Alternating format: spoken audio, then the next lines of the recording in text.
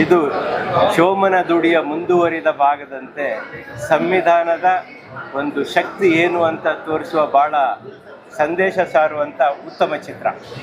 ಅದ್ಭುತವಾದ ಕತೆ, ಚಿತ್ರಕಥೆ, ಸಂಭಾಷಣೆ, ಸಂದೇಶ, ಸಮಾಜಕ್ಕೆ ಸಂದೇಶ, ಸಂವಿಧಾನವನ್ನು ಅಳವಡಿಸ್ಕೋಬೇಕನ್ನೋ ಸಂದೇಶ, ಕಾನೂನನ್ನು ಅಳವಡಿಸ್ಕೋಬೇಕನ್ನೋ ಸಂದೇಶ, ಸಮಾನತೆಯನ್ನು ಸಾರೋ ಸಂದೇಶ ಪ್ರತಿಯೊಬ್ಬ ಕನ್ನಡಿಗರು ನೋಡಬೇಕಾದಂತಹ ಮೂವಿ ಇದಾಗಿದೆ.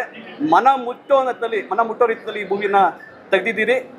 ಸಂಪತ್ತಿಗೆ ಸವಾಲು ಆ ಥರದೊಳಗೆ ಒಂದು ಕಾಲದಲ್ಲಿ ಫ್ಯೂಡಲಿಸಮ್ ವಿರುದ್ಧ ಒಬ್ಬ ಸಾಮಾನ್ಯ ರೈತನ ಮಗ ಎದ್ದು ನಿಂತು ಹೋರಾಟ ಮಾಡಿರ್ತಕ್ಕಂಥ ಒಂದು ಕಥೆಯನ್ನು ನಾವು ಹಿಂದೆ ನೋಡಿದ್ದೀವಿ. 1975 ನಂತರ ಏನು ಉಳುವವನಿಗೆ ಭೂಮಿ ಕಾನೂನು ಜಾರಿಗೆ ಬಂತು. ಆ ಜಾರಿಗೆ ಬಂದ ಮೇಲೆ 70ರ ದಶಕದಲ್ಲಿ ಭಾಳ ದೊಡ್ಡ ಪ್ರಮಾಣದ ಸಂಘರ್ಷಗಳು ಕೂಲಿಕಾರರಿಗೂ, ದಲಿತರಿಗೂ ಮತ್ತು ಜಮೀನ್ದಾರರ ನಡುವೆ ನಡೆದಿದ್ದಾವೆ. ಅಂಥ ಹಲವಾರು ಸಂಘರ್ಷಗಳಿಗೆ ನಾನು ಸ್ವತಃ ಸಾಕ್ಷಿಯಾಗಿದ್ದೆ. ಸೊ ಅಂಥ ಚಳವಳಿಗಳನ್ನು ಒಂದು ವಿಷಯವಾಗಿಟ್ಟುಕೊಂಡು ಇವತ್ತು ಈ ಸಿನಿಮಾನ ತಂದಿದ್ದಾರೆ. ನಾನು ಒಟ್ಟು ದಲಿತ ಚಳವಳಿ ಮತ್ತು ದುಡಿಯುವ ವರ್ಗದ ಚಳವಳಿ ಪರವಾಗಿ ಧನ್ಯವಾದಗಳನ್ನ ಹೇಳ್ತೇನೆ, ಶುಭಾಶಯಗಳನ್ನ ಹೇಳ್ತೇನೆ.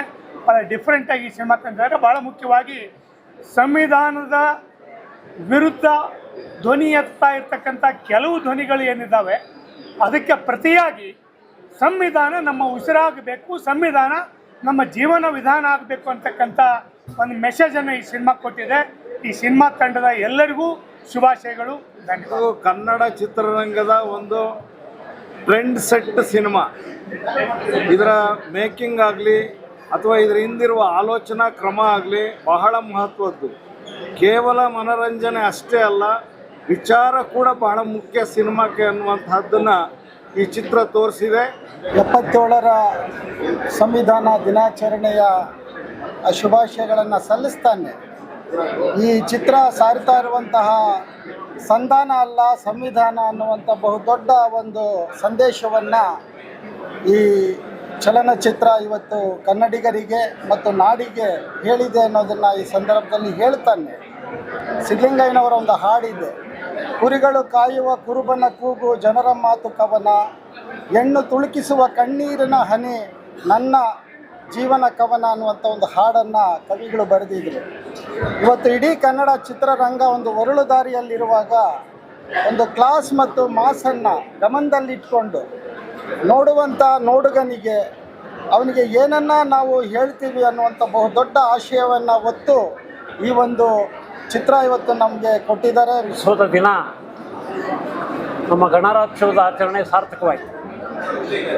ಗಣರಾಜ್ಯೋತ್ಸವದ ಉದ್ದೇಶ, ಗಣರಾಜ್ಯೋತ್ಸವದ ಸಂದರ್ಭದಲ್ಲಿ ಜಾರಿ ಬಂದಂಥ ಸಂವಿಧಾನ, ಅದರ ಆಶಯಗಳನ್ನು ನಾವು ಈ ಸಿನಿಮಾ ನೋಡೋದ್ರ ಮೂಲಕ ಸಾರ್ಥಕ ಮಾಡ್ಕೊಂಡಿದ್ದೀವಿ. ನಾವಿಲ್ಲಿ ಸೇರಿರೋರಲ್ಲ.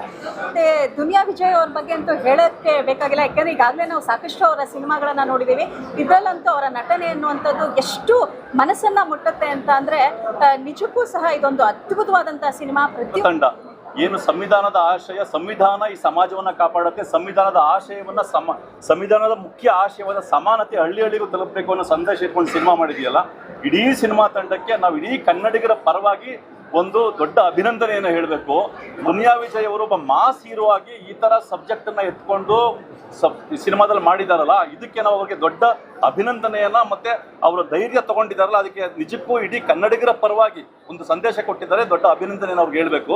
ಇವರು ಅಲ್ಲಲ್ಲಿ ಮಾತಾಡ್ತಾ ಇದ್ದಾರೆ ಏನು ಅಂತಂದರೆ, ಇಂಥ ಸಿನಿಮಾ ಮಾಡಿದಾರಲ್ಲ ಇದು ಗೆಲ್ಲುತ್ತಾ ಅನ್ನೋ ಮಾತುಗಳನ್ನ ಆಡ್ತಾ ಇದ್ದಾರೆ. ಪ್ರೊಡ್ಯೂಸರ್ಗಳಿಗೆ ಹೆದರಿಕೆ ಆಗ್ಬೇಕು ಆ ಥರ ಮಾತುಗಳನ್ನ ಕೆಲವರು ಆಡ್ತಾ ಇದ್ದಾರೆ. ಆದರೆ ನಾವು ಅರ್ಥ ಮಾಡ್ಕೋಬೇಕಾಗಿರೋದು ಏನು ಅಂತಂದರೆ, ಇಂಥ ಸಂದರ್ಭದಲ್ಲಿ ಇಂಥ ಸಿನಿಮಾವನ್ನು ಕನ್ನಡಿಗರು ಗೆಲ್ಲಿಸ್ಬೇಕು.